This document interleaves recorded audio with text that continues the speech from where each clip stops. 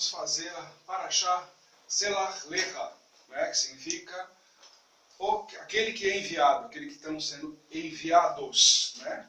E nós vamos aí com o livro de Números, capítulo 13, 1 a 15, 41, Josué 2, 1 a 24 e Lucas 17, 1 até 18, 43. E assim nós estamos fazendo, neste exato momento, uma reflexão inicial para o dia de hoje, né? E amanhã nós continuaremos de outra forma, sobre este envio dos espias que Moisés fez segundo a vontade do Senhor, segundo a determinação que ele deu, para acalmar o coração de Moisés e de todo o povo de Israel, sobre justamente o que havia na terra prometida, se era aquilo que Deus falava do que emana leite e mel, aquela coisa toda, para que eles vissem com os próprios olhos e acalmassem. E assim o Senhor abençoou a Moisés, dizendo: envia homens. E enviou líder de cada tribo, homens de responsabilidade, para que esse tempo. Quando Moisés nos ensina, nesse tempo, de como ir, né, fazer o levantamento da terra prometida, digamos assim, né, terra que emana leite e mel, o Senhor capacita Moisés a fazer uma estratégia. E como é essa estratégia, que inclusive é utilizada em muitas empresas no dia de hoje, é muito utilizado inclusive na forma didática de muitos coaches por aí, de muitas pessoas que falam de neurolinguística, eles só modificam a forma de abordagem, mas o princípio é o mesmo. Então, em primeiro lugar, qual foi a estratégia que Moisés deu para que pudessem os espias fazer o seu relatório? São 4, na verdade. Que é, a primeiro, o reconhecimento territorial.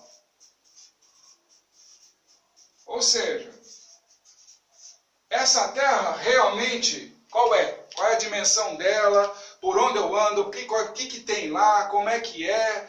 Então, ou seja, tem uma noção do tamanho da terra. Qual é o domínio territorial que nós temos, a sua localização e tudo mais. Tem, se solo é bom, se não é bom, se tem solo tranquilo, que vai dar para plantar, que vai dar para produzir, ou ter o gado, tem um monte de coisa lá. Então, ou seja, a primeira parte é o reconhecimento territorial. Por que a gente diz que muita gente usa hoje como uma empresa? Uma empresa, quando ela quer avançar no mercado que ela atua, ela primeiro tem que fazer o reconhecimento territorial da onde ela vai estar atuando, esse segmento de mercado dela, em que nível ela se encontra, em que posição ela se encontra, para que ela comece a tomar direções de como avançar. Porque não adianta nada bater com uma multinacional poderosa no mercado, se de repente você está começando o seu negócio agora e você está infringindo algumas situações que para ele, essa multinacional venha a ser algo prejudicial, então provavelmente ele vai tomar as atitudes necessárias para te prejudicar e impedir o teu crescimento. Tem tudo a caminhar nesse sentido. E a mesma coisa, então o objetivo era, o que tem nesse território que Deus prometeu para a gente? Segundo ensinamento dessa estratégia, a estrutura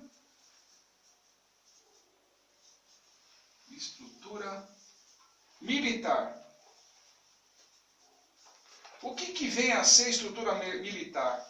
Naquela época, claro, quero saber quantas pessoas existem ali, se são de guerra, se não são de guerra, se são pessoas que estão prontas para uma batalha de emergência, porque já vinha havindo uma experiência dessa situação no reino de Israel, na congregação de Israel, justamente sabedores que havia a possibilidade de muitos inimigos avançarem sobre Israel.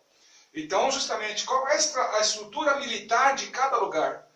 Como são vários povos morando em Canaã, então, como o próprio pai já tinha colocado, o Jebuseu, o Cananita mesmo, e todas as outras tribos, né, as 7 tribos que já habitavam lá, então ele tinha que ter conhecimento dessa estrutura, o conhecimento do poderio de armas e tudo mais, ou seja, quais são as pessoas que estão lá, que capacidade elas têm. Mesma coisa no mercado de hoje. Se você não sabe com que armas vai atuar, mesmo que você está começando hoje o seu pequeno negócio, nessa pandemia e tudo mais, de repente surgiu uma oportunidade de você alavancar o seu negócio que você já tinha e parou, e agora ou você quer começar o seu novo negócio, você precisa saber quem são os seus concorrentes e quais são os poderios dele para você saber fazer ou algo diferente, ou usar uma estratégia diferente que eles não dominem e você domine. Então, até nisso, no dia de hoje, a gente muito importante. Estrutura militar não significa somente a parte de força bélica, mas sim a estrutura que nós temos que entender de fazer o bom combate. O nosso objetivo não é prejudicar ninguém, nem foi esse o anseio nesse momento, mas sim de tomar posse daquilo que Deus te capacita. Tá? A gente já vai entrar nesse aspecto de capacidade daqui a pouquinho. Outra estrutura que Moisés ordenou foi justamente o quê? Qual é a capacidade produtiva dessa terra? Ela produz de que forma?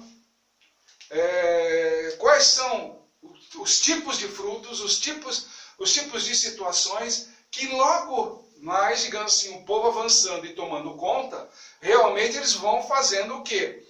Tomamos posse da terra, não podemos simplesmente chegar... Porque até então Deus vinha abastecendo com maná, com codorniz, com tudo aquilo que eles necessitavam. E aí está tranquilo para todo mundo, né?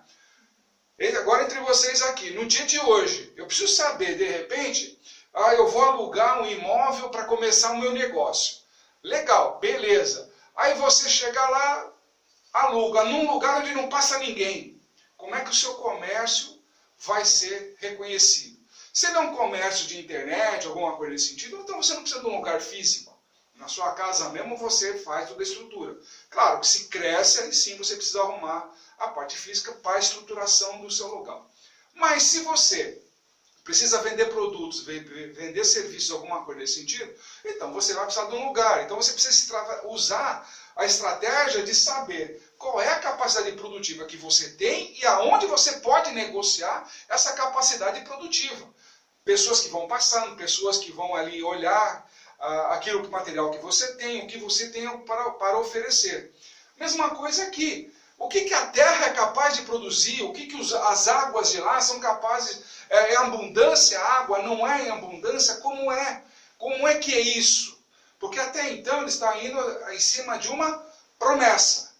Agora eles iam ter contato físico real com a promessa.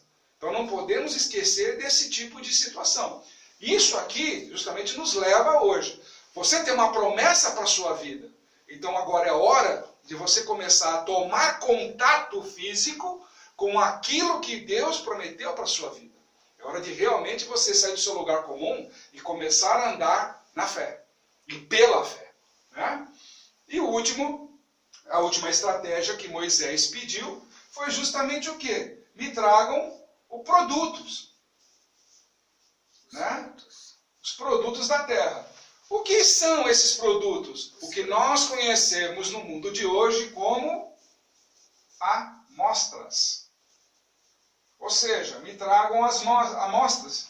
Por exemplo, você vai vender perfume. Você não traz a amostra daquele perfume para que as pessoas sintam o cheiro, como é que ele é, se aquele odor é gostoso, se fica bem na sua pele, ou o tipo de batom, por exemplo, qual é o tipo de produto que você está vendendo. Então você vai trazendo amostras do que você é capaz de produzir. Então Moisés pediu, tragam a amostra para que o povo visualize também que o que vocês falam é verdade. Até aí, muito simples, eles pegaram e foram à terra prometida. Ficaram lá os seus 40 dias, vislumbraram com toda aquela capacidade, arrumaram um cacho de uva enorme, como está escrito na própria Bíblia, que precisava de 2 homens para carregar o cacho. Até aí, tranquilo, e voltaram para o acampamento de Israel. Até aí tudo bem. Quando chegou lá, começaram 10 tribos, 10 líderes, começaram, junto com o seu povo, a falar mal da terra prometida. Começaram a falar que havia gigantes, que havia o povo super capacitado belicamente, que eles eram capazes de transformar eles em gafanhotos, era assim que eles viam, e começou a botar medo. Mas antes de começar a botar medo, eles falavam, é uma terra que produz, olha a uva, olha os frutos que nós trouxemos de lá, para justamente vocês verem que lá é uma terra que produz. E aí entraram com todo o arcabouço de lá, se nós formos guerrear, nós perderemos. Caleb levantou um clamor forte contra eles e falou assim, vamos levantar agora acampamento e vamos para a terra prometida. Lá Deus vai nos dar a vitória.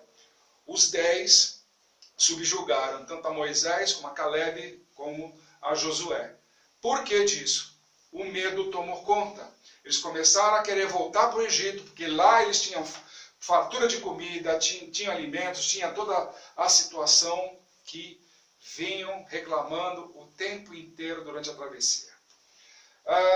Isso daí nos leva muito a entender e compreender muito do que Cristo fala no capítulo 17, logo de cá no primeiro versículo, que justamente ele começa a destrinchar. As pessoas estão fazendo armadilhas para os meus pequeninos, aqueles que recebem os meus pequeninos, porque eles são o reino de Deus. E ai daqueles que realmente fizeram essas armadilhas. Era melhor que carregasse uma pedra de moinhos nos seus pescoços e se jogasse no mar. Tem tudo a ver com justamente essa explanação. Por que nós temos que analisar? Em primeiro lugar, nós temos aí que homens falam de Deus. Não só naquela época. Esses 10 que falaram do poderio militar e temeram o povo e botaram medo no povo, eles estão botando medo, temor, mas o temor de medo, não o temor a Deus, mas um temor de medo. Medo às consequências, medo às situações e tudo mais. Então, justamente o que nós temos no mundo de hoje, comparado justamente com esse ensinamento de Cristo. Que nós vivemos num tempo onde homens falam de Deus, porém, levam ao engano, muitas vezes. Eles não trazem a verdade dos fatos. Por quê? Eles até relatam os fatos. O povo é grande, o temor é isso. Por exemplo, cultos de prosperidade, cultos de libertação, cultos... É uma apologia gigantesca de que você precisa ser libertado, de que você precisa ser próspero e uma série de outras coisas mais. Mas raramente você enxerga uma pregação onde se fala, vocês têm que ter fé sobrenatural em Deus. Caleb e Josué, Moisés, plantaram isso, essa semente no povo. Plantaram essa semente no povo, para que as pessoas tivessem uma fé sobrenatural, para que justamente avançassem a promessa. Mesma coisa no dia de hoje. Se você tem a promessa de Deus, se você tem tudo aquilo que Deus prometeu para a tua vida, e você teme, na base do medo, a sua promessa não se cumpre, não é que Deus não te ama, que Deus te abandonou, é porque você se encheu de medo e não de fé. Nesse momento aqui, toda a congregação de Israel, grande parte, melhor dizendo, as 10 tribos que se uniram aqui contra a vontade de avançar para a terra prometida, resolveram até eleger uma outra pessoa para liderar de volta para o Egito. E o Senhor entrou em plena providência dizendo, vocês ficarão do mesmo jeito que eles ficaram 40 dias, vocês ficarão 40 anos perambulando pelo deserto. E vocês não entrarão na terra prometida porque vocês tiveram medo, vocês se encheram de medo e não de fé no sobrenatural. Quantas vezes Deus faz as maravilhas para você, te tira do Egito, te mostra um monte de coisa e você ainda duvida de Deus. Esse povo presenciou Deus fazendo as maravilhas, fazendo toda a libertação e tudo mais. Entretanto, eles ficaram atônitos em ver o tamanho dos gigantes, digamos assim, o tamanho bélico das outras cidades. E não tiveram a coragem de enfrentar o próprio medo. E o medo é uma das coisas piores que existe. Uma das coisas grandes que nós temos que aprender nesse ensinamento se chama capacidade. Por quê? Porque capacidade, o próprio Deus irá te capacitar para o bom combate. Nós lembramos do seguinte: assim que saiu do Egito, depois das ervas amargas, os amalequitas foram enfrentar Israel. Israel não havia entrado em batalha ainda, em nenhuma batalha. Eles eram simplesmente escravos. E Deus prevaleceu, dando-lhes a vitória. Imagina um bando de lavradores, escravos e nada, tocando em armas e defendendo a população de Israel contra os amalequitas fortemente armados. E eles prevaleceram com isso através do poder da fé que Deus veio ensinando. As portas da terra prometida, Deus exigiu deles: eu quero a sua capacidade.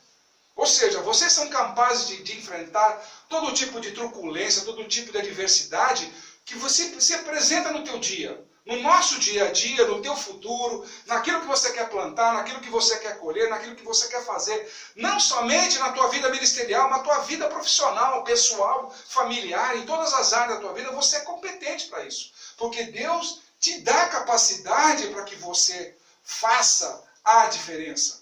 Então a obrigação do povo de Israel era ir, marchar e tomar posse. Mas aí, e o pessoal lá que morava lá, e aí justamente vem, quanto mais você avança em capacidade, quanto mais você avança nesse ministério da capacidade, que você, Deus vai te honrando, vai te mostrando aquilo, pô, eu não sabia fazer, mas Ele te ensinou a fazer, te capacitou. Como existe hoje muito no mercado, muita gente vendo vídeos por aí, aprendendo a se virar, digamos assim, fazendo trabalho de marcenaria, trabalho de pintura, trabalhos de um monte de forma, até artesanais aí, e aprenderam. Ou seja, a capacidade das pessoas está disponível a todo momento. Então, ou seja, basta você querer. Então você vai ser capacitado para isso. Mas e aí, quando chega nesse problema, quando chega na adversidade, o que eu tenho que fazer se eu não tenho capacidade para ir além? Pelo contrário, você tem essa capacidade de ir além. Que é aí que nós entramos naquilo que Cristo nos ensina. Capacidade mais milagre. Quando a situação aperta, você clama a Deus. E Ele te dá a provisão necessária para que você suba os degraus e você avance. É aqui que surge o milagre. O milagre não é ficar sentado lá esperando acontecer. Não, o milagre é depois que você usou toda a sua capacidade de avançar. Eu preciso ir além, eu preciso ir além. Se você tem comunhão com Cristo, o milagre surge naturalmente. Surge naturalmente. Do mesmo jeito que nessa passagem de Lucas, capítulo 17, ele vai falar também dos 10 leprosos. Lá. Ele fala, Senhor, tenha piedade de nós, cura-nos. Ele falou, tá bom, se apresenta lá no sacerdote lá, e ele que faça exame em vocês. Eles, tá bom, e eles começaram a ir até o sacerdote. Ou seja, eles creram na palavra de Cristo e foram capacitados no caminho, foram purificados no caminho. Mas só um creu no milagre e voltou para adorar ao Senhor. Então, muitas vezes, o seu milagre não vem porque a sua capacidade está dormindo, está sentada num banco, esperando alguém chegar lá e te trazer em casa. Saia do seu lugar comum, saia do teu conforto. Porque deserto não é lugar de ficar sentado no conforto. Quem quer ir para a batalha, quem quer vencer, quem quer realmente alcançar prosperidades infinitas, tem que confiar na palavra de Deus. De uma forma sobrenatural. E é aqui que ele te pede. Por que ele usou aquele exemplo da uva? Só para esclarecer esse tema para vocês. Aquela uva foi trazida pelos espias, que até então todo mundo fala um monte de coisa sobre ele, mas olha o tamanho da uva, olha o tamanho da uva, olha o tamanho da uva. O ser humano aprendeu a pensar com a barriga, com o seu próprio ventre. Então, se eu tenho que comer, que nem o pessoal do Egito, lá eu não passava fome, tinha o que comer e tinha o que beber. Essa é a reclamação que hoje a maioria dos ensinamentos bíblicos aparece, o que abastece a tua barriga, ou seja, a tua subsistência. Porém, eles não ensinam a você, se capacite a ir para a guerra, se capacite a segurar uma enxada, uma pá, ou uma própria espada, alguma coisa nesse sentido, para que você vá trabalhar, vá realmente produzir, ser produtivo. Então Cristo nos ensina muito sobre isso, durante todo o seu ensinamento, nesses capítulos 17 e 18. Então você começa a entender que, tenho que sair do meu local comum.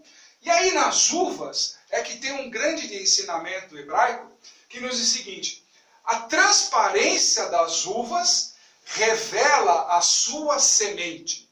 Esse ditado ele é muito importante porque a casca da uva que nós estamos aqui falando, que eles trouxeram da Terra Prometida, é o mundo que nós vivemos hoje.